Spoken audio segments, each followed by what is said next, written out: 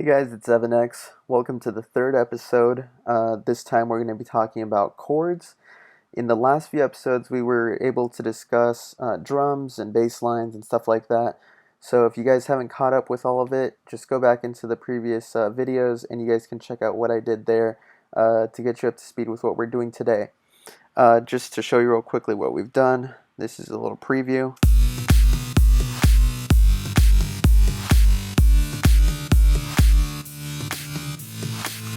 Okay, so this time we're going to be talking about chords.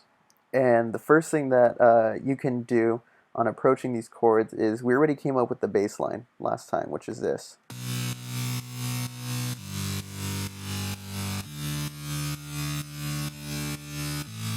So we're going to use that progression and those root notes to start building our chords. So basically what I did is I just came in here to where my bass line was, copied the same notes, put it into a new MIDI clip where in this channel I just have Ableton's Grand Piano. And so let's open up that MIDI clip with our notes, and so this is what we have now.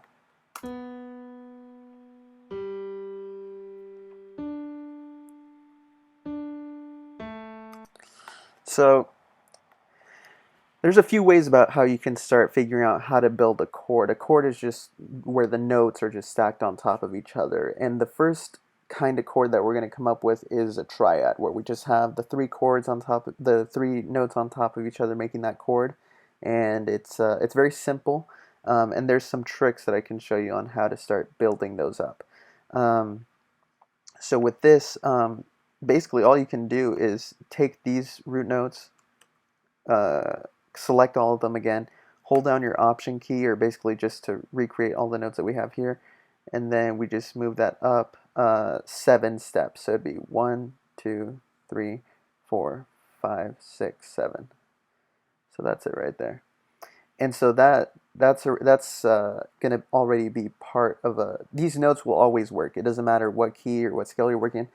That method always works. So you can use that to start off, and then I'll start showing you how we can come up with the notes in between. But this is what it sounds like now.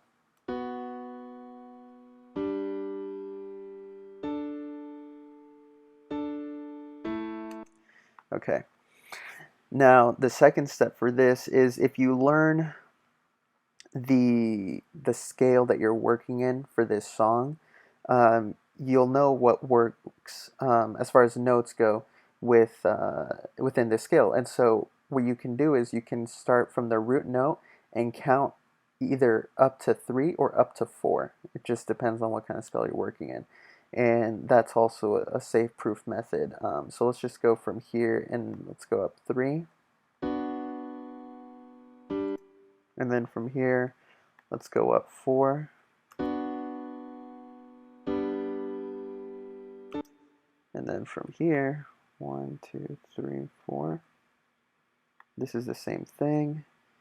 This one, 1, 2, 3,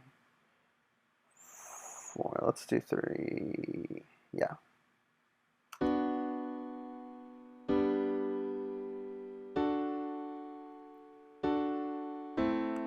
Okay, so let's do 4.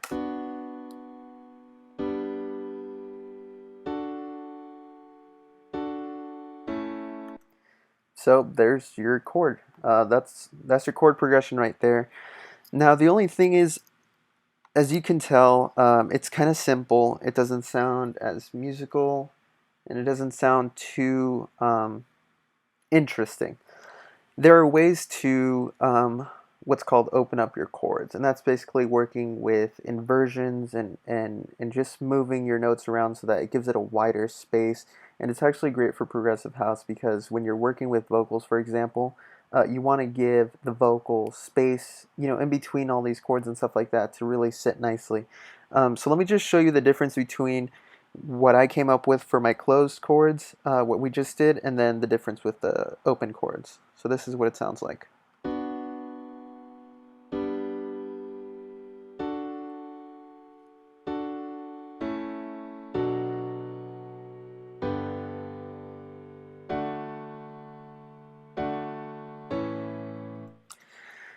So there are some pretty quick ways that you can just start opening these up a little bit. The first thing that I would try is for your top notes, you want to start adding layers.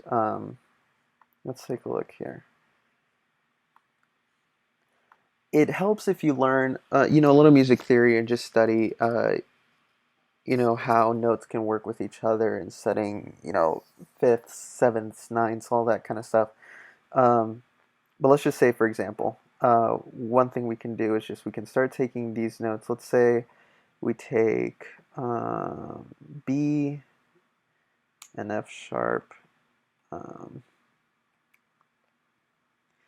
and we can actually just move that down an octave. So let's move that to F sharp 2. And that already opens it up a lot. And you can add even more notes on top of it. As you can see here, um, I have an F sharp and an A as well. So let's say I have one here. So it's just about moving the notes into different octaves, I guess is the most basic way that I could put it. And it just really opens up your notes, your chords and stuff like that. Gives it a nice wide space to work with. And so you can get creative with that. You can start coming up with your own. But again, just you can hear the difference completely. I'll play it to you again.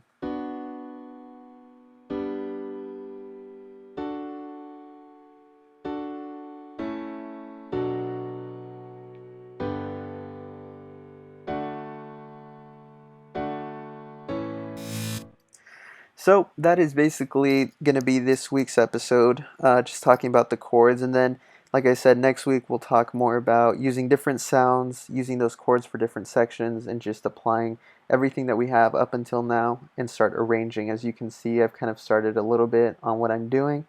And I'll just give you a little sneak peek of what you can expect to come for the next episodes. In the next one, we're going to be talking about adding effects, and we're going to start arranging a little bit. Maybe even talk about how we will start developing a melody. So here's a little preview of what you can expect.